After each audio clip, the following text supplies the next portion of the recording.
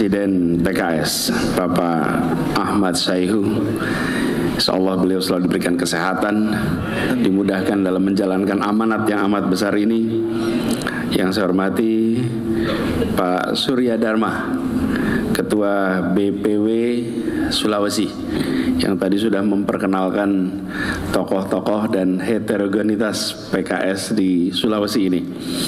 Yang saya hormati Pak Ahmad Hasan, Wakil Ketua, dan seluruh jajaran keluarga besar PKS, para anggota legislatif, juga beberapa calon legislatif, ini Pak Maijen Heros yang saya hormati, para caleg Sulsel dan Makassar, Kota Makassar, kemudian anggota DPRD Kabupaten Kota se-Sulawesi, dan hadirin sekalian. Assalamualaikum warahmatullahi wabarakatuh. Waalaikumsalam warahmatullahi wabarakatuh. Alhamdulillah wa syukurillah wa la haula wa la quwata illa billah. Allahumma sholli wa sallim wa barik ala sayyidina Muhammad wa ala alihi wa ashabihi ajmain. Amma ba'du. Saya bersyukur sekali Pak Presiden, ini sebuah perjumpaan yang diaturnya bukan oleh manusia, ini diaturnya sama yang di sana nih. Kita bisa berjumpa bersama-sama di sini dalam sebuah acara BIMTEK, dan bagi saya juga ini unik, Pak. Sebelum berangkat saya terakhir berjumpa pamitnya sama Pak Presiden, baru pulang kemarin jumpanya pertama dengan Pak Presiden. Jadi alhamdulillah. Bersyukur kami baru pulang kemarin, dan bersyukur sekali ini menjadi mimbar pertama yang saya hadiri sepulang haji ini hari ini. Jadi kita bersyukur, dan rasanya melihat semangat di sini tanda-tandanya kuat ini kelihatannya. Soliditas terus dijaga, dan kita semua berharap ikhtiar perubahan ini nantinya mendapatkan ridhonya dan terlaksana untuk Indonesia nanti. Tantangan yang kita hadapi tidak kecil, rasanya cukup besar. Tapi tantangan besar itu bukan berarti berat.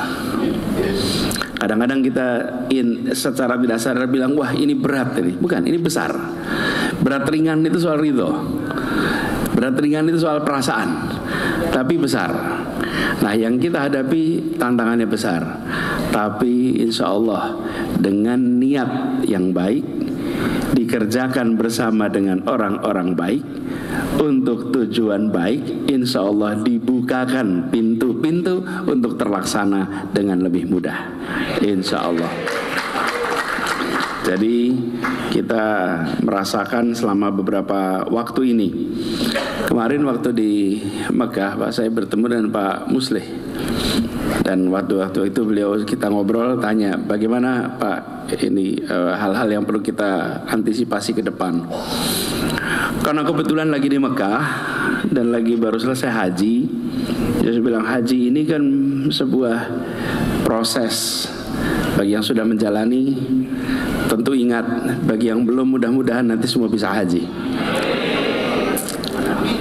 Kita berangkat dari Mina ke Arafah, itu 9 Dzulhijjah. Lalu setelah maghrib dari Arafah kita berangkat ke Musdalifah, sampai lewat tengah malam, kemudian baru meneruskan lagi perjalanan. Jadi saya sampaikan, ini fasenya mungkin fase Musdalifah kita ini. Fase Musdalifah. Apa itu fase Musdalifah itu? Di Musdalifah ini kita duduk, diam, berdoa, dan mengumpulkan apa? Batu-batuan, mengumpulkan amunisi. Amunisi apa? Amunisi spiritual, amunisi material, amunisi intelektual. Untuk apa? Melewati perjalanan yang penuh dengan godaan nanti. Jadi kita lagi mengumpulkan amunisi ini. Sekarang kita siapkan amunisinya. Amunisi spiritual, intelektual, tentu saja harus ada material. Siapkan itu, sehingga nanti ketika masuk fase perjuangannya, cukup amunisi di tangan kita. Dan amunisi ini jangan dibayangkan sebagai material saja, Justru kita sering menyaksikan keberhasilan itu tidak ditentukan oleh besarnya material. Dan kita memang betul, kalau ditakar ukuran materialnya, material kita barangkali termasuk yang paling kecil. Tapi semangat, spiritual, intelektual, rasanya kita dominan di tempat itu. Betul ya? Jadi kita jaga ini. Nah, kami meyakini bahwa dengan adanya kerja yang terencana, masalah-masalah yang terprediksi, maka insya Allah perjalanannya akan jauh lebih mudah. Bapak sekalian, hampir tidak ada masalah yang tidak, atau bisa dikatakan begini, semua masalah itu predictable. Semua masalah itu bisa diduga, bisa diprediksi. Problematika yang sering kita hadapi adalah kita tidak menyusun prediksi yang lengkap, sehingga ketika muncul masalah baru memikirkan. Padahal hampir semua masalah di kaitan pemilu itu predictable. Dari mulai persoalan sosialisasi sampai persoalan hilangnya baliho. Nah iya, itu kan predictable gitu. Nah, jadi maksud saya kalau kita bersama-sama bisa menyusun secara lengkap apa-apa saja yang potensi muncul dan menyiapkan secara lengkap apa saja langkah yang harus dikerjakan, maka tidak ada kejutan sepanjang perjalanan ke depan. Kenapa? Karena semua bisa diprediksi. Pemilu sudah berjalan berkali-kali dan bapak-bapak ibu semua di sini sudah berpengalaman melewati berbagai fase pemilihan. DPRD, DPR, pilkada, itu semua memberikan kepada kita pelajaran yang penting. Jadi kami berharap semua isu-isu yang muncul kemarin diformatkan sebagai bahan untuk memprediksi kemunculan ke depan. Sehingga ketika muncul apapun kita sudah tahu apa yang harus dikerjakan. Nah, kami berharap melalui forum-forum seperti BIMTEK ini bisa menghasilkan bahan-bahan untuk bekal perjalanan ke depan. Yang ini saya sebut sebagai amunisi tadi. Jadi masalah-masalah apapun itu bisa dijangkau atau bisa diselesaikan dengan baik. Kemudian Bapak sekalian yang saya hormati, kita di Indonesia menghadapi tantangan yang tidak kecil terkait dengan ketimpangan. Dan di Sulawesi Selatan, di Sulawesi terasa sekali situasi ini. Antara Makassar area dengan daerah-daerah lain di luar Makassar. Kami kebetulan beberapa kali terlibat di dalam kegiatan pendidikan di berbagai wilayah di Sulawesi ini. Kami mengirimkan guru-guru dulu ke pelosok-pelosok tanah air, termasuk di daerah Sulawesi. Dan ketika kita mengirimkan guru-guru ke pelosok-pelosok itu makin terasa betul betapa ketimpangan itu nyata. Dan inilah dihadapi Indonesia. Ketimpangan antara Jakarta dan luar Jakarta, ketimpangan antara Jawa bagian utara dengan Jawa bagian selatan, ketimpangan antara Jawa dengan luar Jawa, dan ketika di luar Jawa antara kota besar di luar Jawa dengan daerah-daerah di sekitarnya. Ini semua harus kita selesaikan. Jadi kalau kita hari ini menemui masyarakat dan masyarakat bertanya tentang apa gagasan utama yang dibawa, maka boleh dijawab bahwa gagasan utama yang sedang kita bawa adalah menghadirkan keadilan sosial bagi seluruh rakyat Indonesia. Itu gagasan utamanya. Dan keadilan ini bukan sebagai kalimat dibacakan dalam upacara, tapi keadilan sebagai alat ukur untuk semua program yang dilaksanakan pemerintah. Apakah sebuah program, sebuah rencana memenuhi prinsip dasar keadilan? Nah, ini yang kita ingin wujudkan. Nah, kebetulan kita lihat sama-sama PKS ini dari lahirnya menggunakan kata keadilan. Jadi bagian PKS ini adalah DNA-nya itu bicara tentang keadilan. Jadi lihat rekam jejak PKS di dalam memperjuangkan keadilan itu lengkap. Nah, ini harus diartikulasikan. Jangan sampai sekalian soal keadilan ini dilewatkan. Dan banyak sekali dari kita yang sesungguhnya alam bawah sadarnya menginginkan keadilan, tapi ungkapannya berbeda-beda. Nah, gunakan ungkapan yang sama bahwa kita ingin menghadirkan keadilan, dan ini bisa diberikan contoh, banyak sekali contoh-contoh kebijakan di mana faktor keadilan tidak menjadi pertimbangan utama. Nah, nanti insya Allah gagasan utamanya adalah keadilan, dan itu yang akan kita bawa sama-sama. Sekali kita menyaksikan ketimpangan itu luar biasa. Jadi kami pernah sampaikan dulu, bila kita ingin Indonesia kita ini makin maju dan utuh, maka kita harus menghasilkan satu perekonomian yang kemajuannya itu dirasakan oleh semua. Nah, satu perekonomian ini sekarang belum terjadi. Ini yang belum terjadi. Indikasinya sederhana sekali.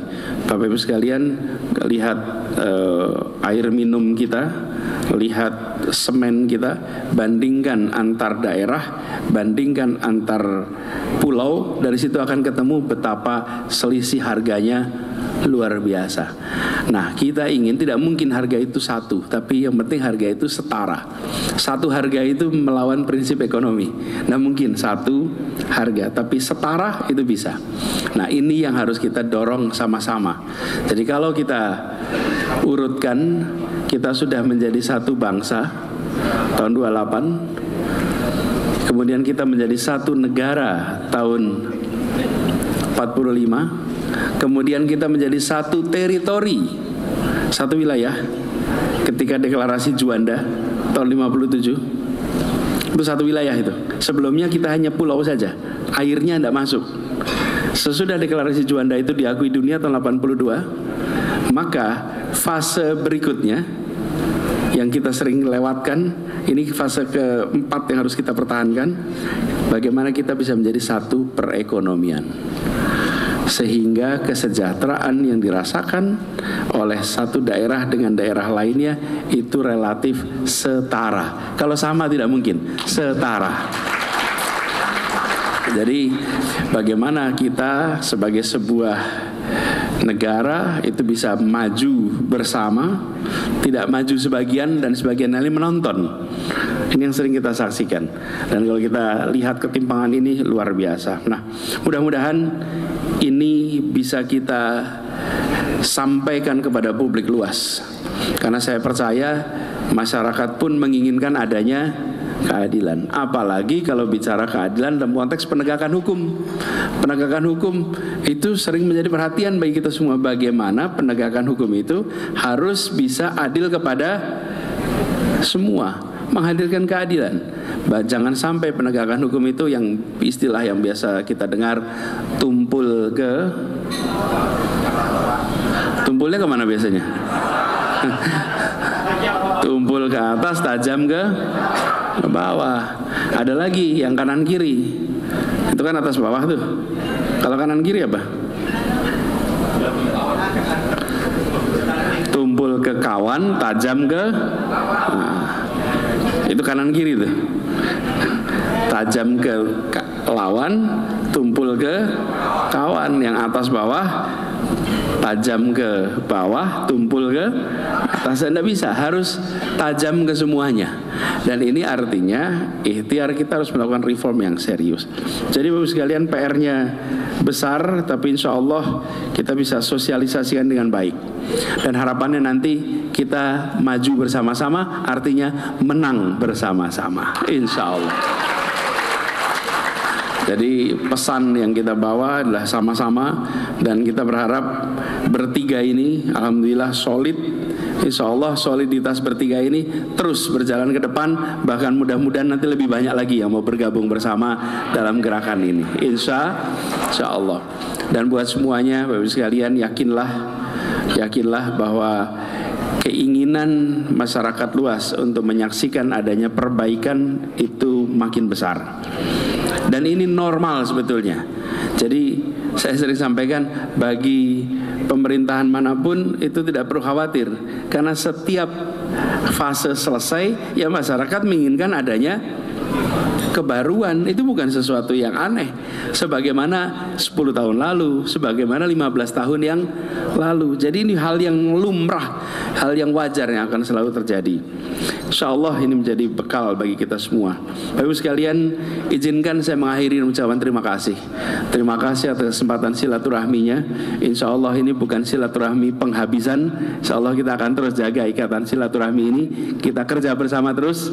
Insya Allah tadi seperti pesannya Pak Presiden, PKS menang. Presiden Anies bersama. Dan ini kita bawa ke semua tempat, kita berjuang bersama-sama. Insya Allah apa yang kita gaungkan sebagai slogan akan bergaung luas di masyarakat, dan keberhasilan itu diantarkan kepada kita. Amin. Terima kasih. Kurang lebih mohon maaf. Assalamualaikum warahmatullahi wabarakatuh. Waalaikumsalam warahmatullahi wabarakatuh. Berkenan